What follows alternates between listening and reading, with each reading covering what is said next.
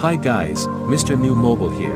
Samsung Galaxy S22 Ultra release date, price, and specs. Please subscribe followed by the bell. You can also keep up on Facebook, Twitter by clicking the links in the description. So we're a long way removed from the smartphone boom of the early 2010s, and handset sales have plateaued since the latter part of that decade. Phones in general are commoditized to the point where it's pretty hard to buy a bad one unless you're spending absolute bargain bin money. At the high end, you can throw a rock and hit an excellent handset, but that doesn't mean phones are boring. In fact, there's one area of high-end smartphone tech that's never been more exciting: photography. The gold standard for smartphone photography in 2021 is Samsung's Galaxy S22 Ultra. It's one of the best Android phones of the moment and has one of the best Android cameras, with a gigantic main image sensor that can pull light and color from areas that appear pitch black to the naked eye. Plus, the dual telephoto lenses at 3x and 10x can resolve more detail in faraway subjects than even the sharpest of human vision, but we haven't reached the technological limits of phone cameras just yet.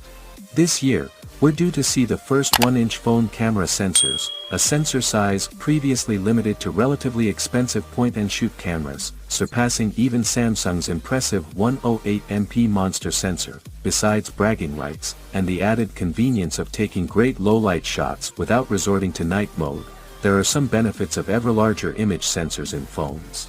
A bigger sensor can capture more light in a shorter space of time, allowing for quicker shutter speeds, which in turn can let you capture moving objects with less blur. So while a 1-inch shooter might be overkill in a lot of situations, it also gets you extra versatility in low light. Outside of brute forcing better photos with superior optics, computational photography can also help small smartphone sensors produce phenomenal shots. The best example of this is Google's HDR Plus feature, enabled by default on Pixel cameras. HDR Plus intelligently exposes photos, and combines multiple frames into one great-looking image, then uses techniques like semantic segmentation to brighten faces and selectively sharpen certain areas. Google has also managed to eke more resolution out of its 1x and 2x cameras with a computational technique called SuperRes zoom, using the motion of the camera's optical stabilization to pull more detail out of a digitally zoomed crop. At the bleeding edge of phone photo processing, you have features like the Pixel's astrophotography mode, which uses computational photography to adjust for the natural rotation of the Earth when taking photos of the night sky. Though the Pixel maker still leads the way with its computational secret sauce, rivals are starting to catch up with Google in this area. In the coming years, expect to see phone makers with the necessary R&D budget to flex new and more impressive computational features like astrophotography. Periscope super zoom cameras are among my favorite new smartphone features of the past couple of years. Cramming a 5x, 10x zoom camera inside a device that still fits inside your pocket is a huge technological achievement. And the extra versatility it brings is a revelation.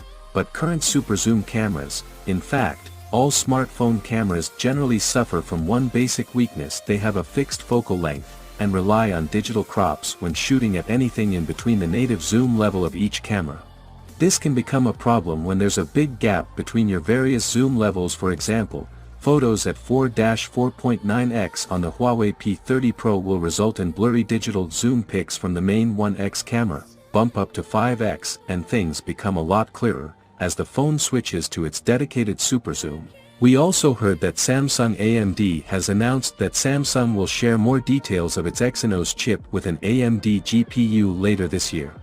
The new flagship SoC will feature ray tracing and variable rate shading capabilities. Samsung partnered with AMD to bring next-gen GPU architecture to mobile devices. Now, we may finally have a timeframe as to when we'll see the long-awaited flagship Exynos chipset with an AMD GPU. During her keynote address at the ongoing Virtual Computex 2021 conference, AMD CEO Dr. Lisa Su teased a few additional details about the upcoming Exynos mobile SoC with AMD graphics. AMD is partnering with Samsung on its next-generation Exynos SoC, which will feature custom AMD RDNA 2 architecture-based graphics IP that brings ray tracing and variable rate shading capabilities to flagship mobile devices. AMD noted its Computex press release. Dr. Su also announced that Samsung would share more details about the new 5G chipset later this year. Given the statement, Samsung may make the follow-up to the Exynos 2100 official within the year. That means we can expect the new AMD-powered silicon to run the Galaxy S series flagships that launch in the first half of 2022. Samsung had also previously confirmed that its next flagship Exynos chip, a follow-up to the Exynos 2100, would come with the AMD mobile GPU. A recent report also suggested that the rumored Exynos 2200 chip with the AMD GPU could come to laptops as early as this year. It's too soon to say if the AMD GPU will bring about a big boost to the Exynos platform. However, graphics performance has always been a weak point for Samsung's chips, and we hope to see an improvement with the new partnership in place. Without being said, let me know your thought on the new AMD chip in the comment below, and if you are new here, please subscribe, like the video, comment. Thanks for watching. See you on my next video. Peace out.